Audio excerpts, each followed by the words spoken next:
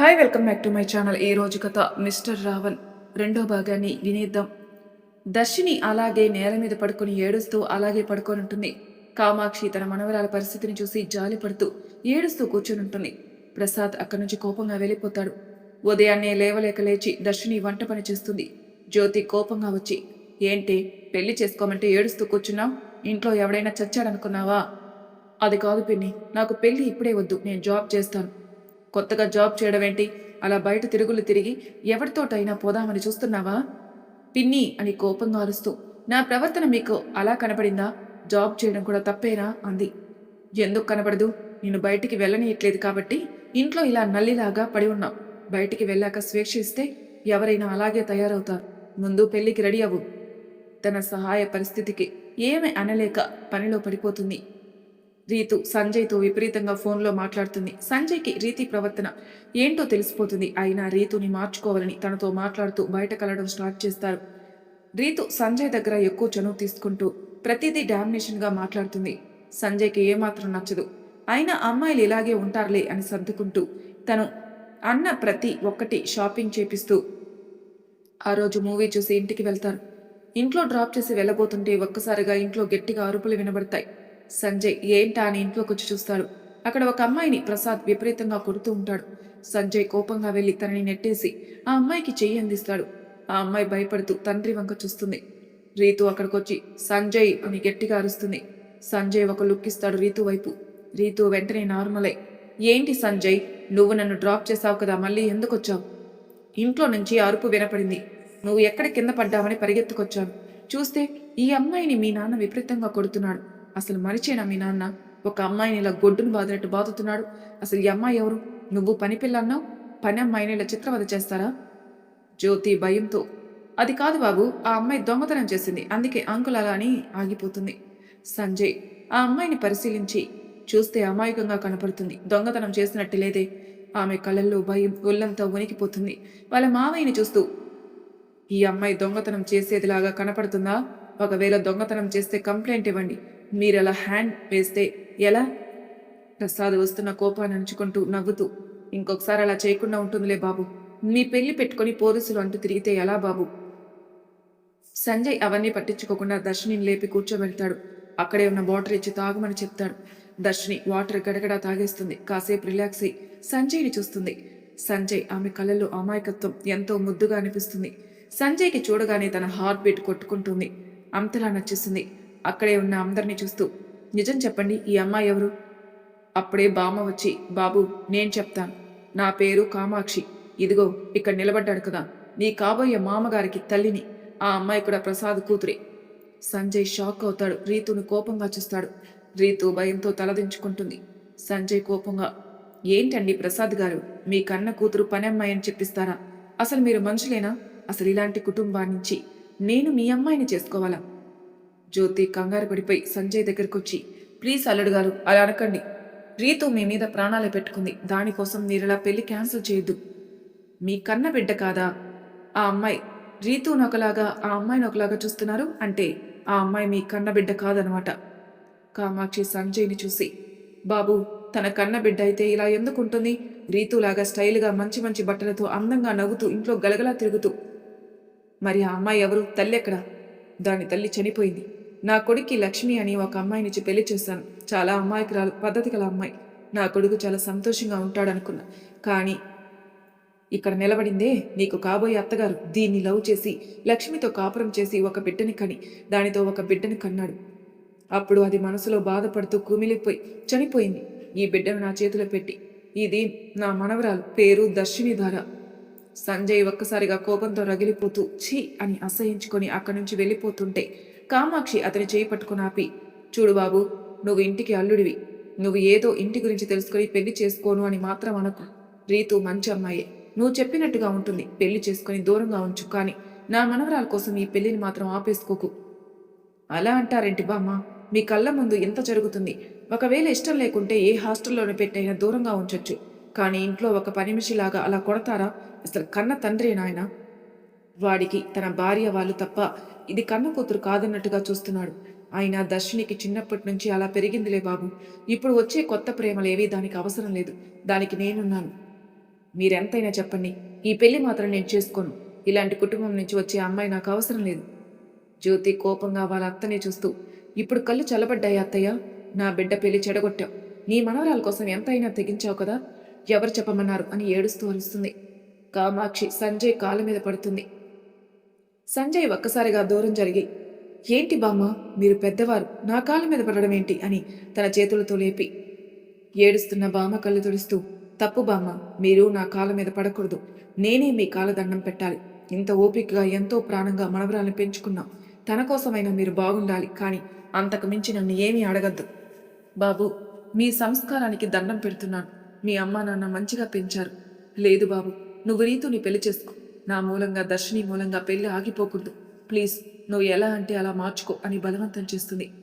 రీతుని ఒకసారి చూసి, సరే అని తప్పకుండా పెళ్లి చేసుకుంటాను. పెళ్ళైన మరుక్షణం ఈ ఇంటికి నాకు ఎటువంటి సంబంధం లేదు అంటాడు.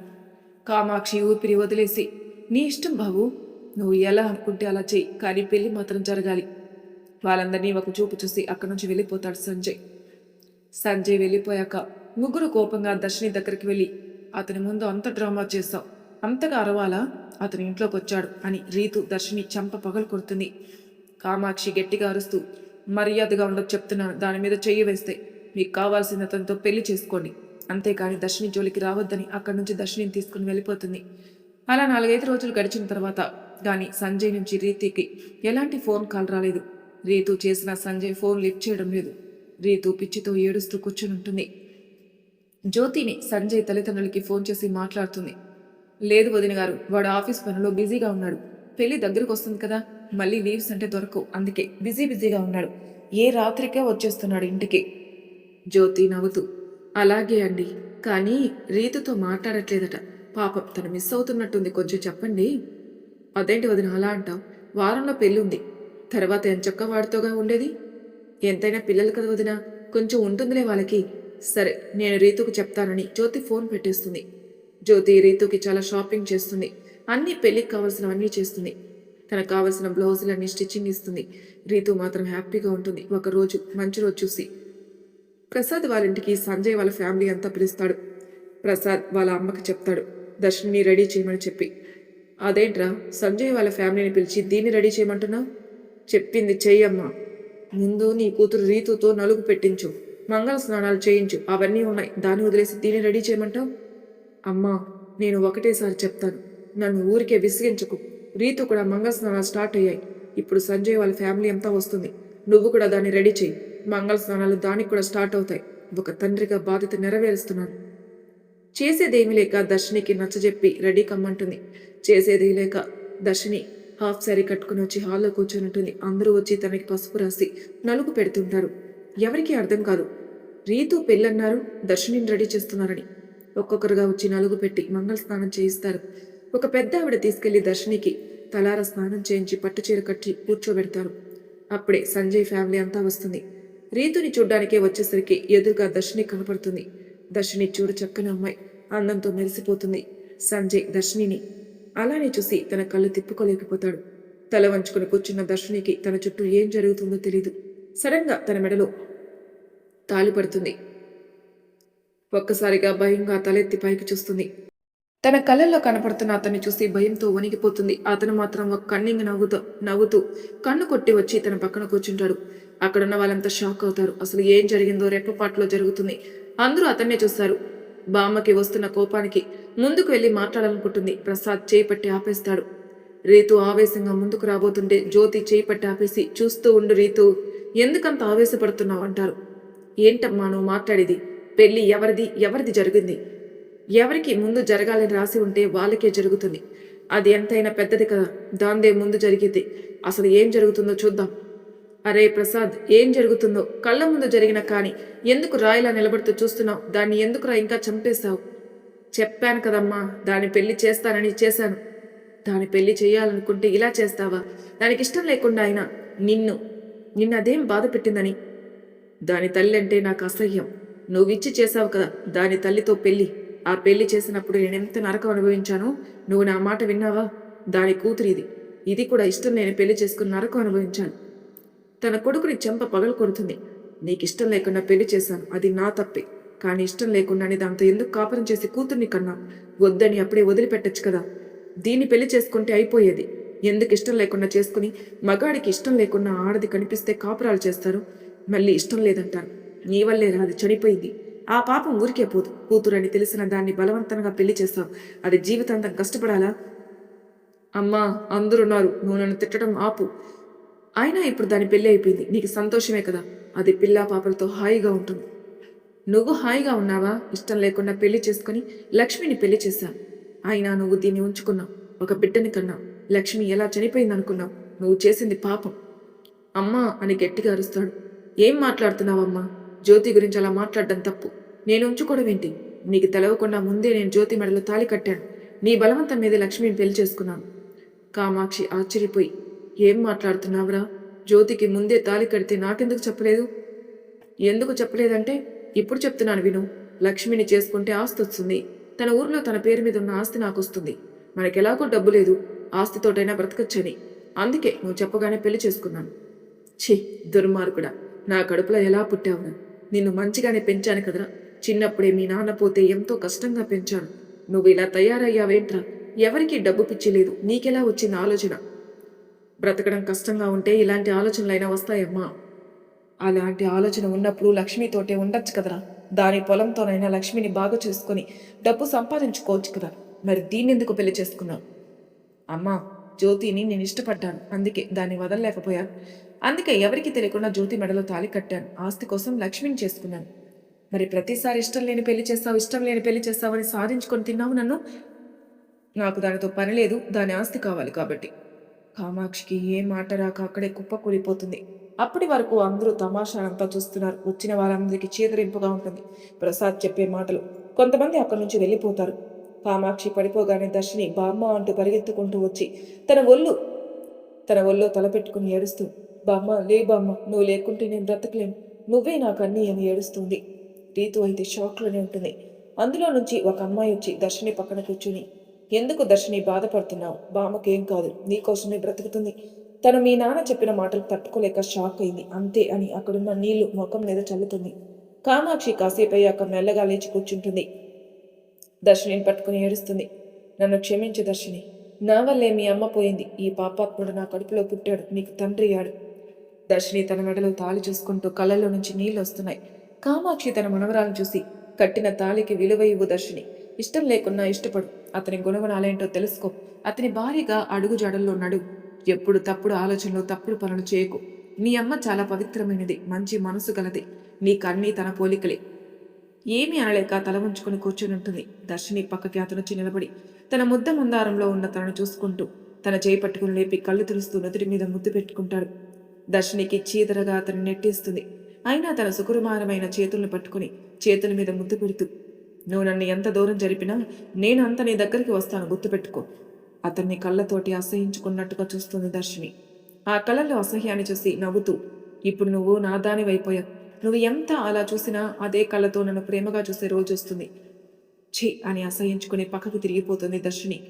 వెనక్కి తిరిగిన దర్శినిని తనకు వెనక నుంచి చేయి లాగి తన ఒళ్ళో కూర్చోబెట్టుకుని, ఇప్పుడు చెప్పు, నువ్వు నా నుంచి దూరం పోలేవు అని తన మెడవంపుల్లో గట్టిగా కొరికేస్తాడు. ఆ అని అరుస్తుంది. అందరూ వాళ్ళిద్దరిని వింతగా చూస్తూ ఉంటారు. వీడేంటి ఇలా తయారయ్యాడు అని అతని నుంచి విడిపించుకోవాలని చూస్తుంది. అయినా తన సుకుమారమైన పాదాల్ని తన కాళ్ళల్లో బంధించి చేతుల్ని పట్టుకుని ఒక చేత్తో నడుము మీద చెయ్యేసి నడుముని ప్రెస్ చేస్తూ తను ఎంత లాగుతుందో అంత నడుము అతని చేతిలో నలిగిపోతుంది. నడుమంతా కందిపోతుంది. బాధ భరించలేక పండితూ తన పెదాన్ని అందుకుంటూ ఏడుపు ఆపుకుంటూ అతన్ని కొడుతుంది. తను ఎంత ఏడ్చినా అతని పట్టు వదలడు. తన వైపు తిప్పుకొని తన కళ్ళలోకి చూసి తన చేత్తో పెదాల్ని రాస్తూ పెదాల్ని అందుకుంటాడు. ఆ హఠాత్ పరిణామానికి దర్శనికి ఏం చేయాలో తెలియక ఎంత లాక్కోవాలని లాక్కోలేకపోతుంది. అతని ఇష్టం ఉన్నట్టుగా అతని పెదాల్ని కొరికేస్తూ రక్తం వచ్చేలాగా కొరికి వదిలేస్తాడు. ఏడుస్తూ లేవాలని ప్రయత్నం చేస్తుంది. ఆయన అసలే వదిలిపెట్టడు. అతన్ని కోపంగా చూస్తూ, ప్లీజ్ నన్ను వదిలేయండి, నా మెడలో ఎందుకు తాళి కట్టారు, ఇంత రాక్షసత్వమా అంటుంది గట్టిగా నవ్వుతూ. నా ప్రేమే రాక్షస ప్రేమ, అది ఎవరికీ తెలీదు. ఇప్పుడు చూస్తున్నాను కదా నా ప్రేమ ఎంత రాక్షసంగా ఉంటుందో అంటాడు. దర్శనికి ఏం చేయాలో అర్థం కాదు. ఎంత ఊబిలో ఇరుక్కుందో అర్థమవుతుంది. తన మీద నుంచి లేవాలన్నా లేవలేకపోతుంది. అతను అంత పట్టుగా గట్టిగా పట్టుకున్నాడు. ప్రసాద్ ఇదంతా చూసి పెళ్లి చేసుకున్నావు కదా, ఇక్కడి నుంచి తీసుకెళ్ళు. ఇంకా ఇవన్నీ నాటకాలు నా ఇంట్లో ఎందుకు అన్నాడు. తీసుకెళ్తాను మావా, అన్ని లెక్కలు తేల్చుకుంటాను. ప్రతి ఒక్క లెక్కకి నువ్వు సమాధానం చెప్పాలి అన్నాడు. నీతో నాకు లెక్కలేంటి? నేనేం నీకు బాకీ లేను. పెళ్లి చేసుకోవాలనుకున్నావు, తెలవకుంటే తాళి కట్టావు. ఇంకేంటి, నాకు తెలవకుంటే తాళి కట్టావు. మర్యాదగా తీసుకుని ఇక్కడి నుంచి వెళ్ళిపో. ఈ దరిద్రం నా ఇంట్లో ఉండకూడదు అన్నాడు. అతను కన్నింగా నవ్వుతూ, ఆ నవ్వులో ఎంత రాక్షసం ఉందో అర్థమవుతుంది. ఒక్కసారిగా దర్శిని భయపడుతుంది. అతను చూసి నీరువెల్లా వణికిపోతుంది. కామాక్షిలో కూడా భయం మొదలవుతుంది. ఇదేంటి ఇలా చేస్తున్నాడు? అబ్బాయి తన కళ్ళ ముందే తన మనవరాలు ఇలా చేస్తున్నాడు. అసలు ప్రసాద్కి తనకి ఏంటి లెక్కలు? తనకేం అర్థం కాదు. మెల్లగా లేచి కూర్చుని అబ్బాయి దగ్గరికి వెళ్ళి, బాబు, పెళ్లి చేసుకున్నావు, దాన్ని సంతోషంగా చూసుకో. పుట్టింట్లో సుఖపడలేదు. నువ్వు ఏది దృష్టిలో పెట్టుకుంటాను తాళి కట్టావో నాకు అర్థం కావట్లేదు కానీ అంటుంది. అతను నవ్వుతూ దర్శిని పక్కన కూర్చోబెట్టి బామ్మకి ఎదురుగా నిలబడి, నేను తేల్చుకోవాల్సిన లెక్కలు ఉన్నాయి బామ్మ, మీకు తెలీదు, మీరు సైలెంట్గా ఉండండి అని దర్శిని చేయి పట్టుకుని, ఇంతవరకు తనని అపురూపంగా చూసుకుని నాకప్పు చెప్పారు. ఇప్పటి నుంచి నాలో ఉన్న సగభాగం తను, నా దర్శిని దార అని తనని గట్టిగా గుండెలకి హత్తుకుంటాడు. అందరినీ ఒకసారి చూసి దర్శిని కళ్ళలోకి చూస్తూ, ఇప్పుడు పదవే నాతో పాటు అని దర్శిని చేయి పట్టుకుంటాడు. దర్శినికి కష్టంగా ఉంది. దుఃఖంతో ఏడుస్తూ, ప్లీజ్ నన్ను వదిలేయండి అంది. తాళి కట్టాక ఎలా వదిలేస్తాననుకున్నావు అంటూ తన చేయి పట్టుకుని తన వాళ్ళందరికీ కళ్ళతో సైగ చేస్తాడు. అతని సైగ చూసి అందరూ భయంగా ముందుకు వెళ్ళి అక్కడ ఆగిన కార్లలో కూర్చుంటారు. దర్శిని చేయి పట్టుకుని ప్రసాద్ దగ్గరకొచ్చి, మామా వస్తా, మళ్ళీ తొందరలోనే కలుస్తా అనుకుంటూ దర్శినిని తన 2 చేతులతో ఎత్తుకుని ఆ ఇంట్లో నుంచి కాలు బయట పెడతాడు. కారు దగ్గరికి వెళ్ళి కారులో ముందు సీట్లో కూర్చోబెట్టి బెల్ట్ పెడతాడు. తను వెళ్ళి డ్రైవింగ్ సీట్లో కూర్చుని దుమ్ము రేగకుండా కారు వెళ్ళిపోతుంది. మిగతా అన్ని కార్లు లైన్గా వెళ్తూనే ఉంటాయి. మరి తర్వాయి భాగంలో ఏం జరుగుతుందో నెక్స్ట్ ఎపిసోడ్లో తెలుసుకుందాం. అంతవరకు నా ఛానల్ సబ్స్క్రైబ్ చేయని వాళ్ళు ప్లీజ్ సబ్స్క్రైబ్ చేసుకోండి, లైక్ చేసి షేర్ చేయండి, మీ అభిప్రాయాలను కామెంట్ రూపంలో తెలియజేయండి.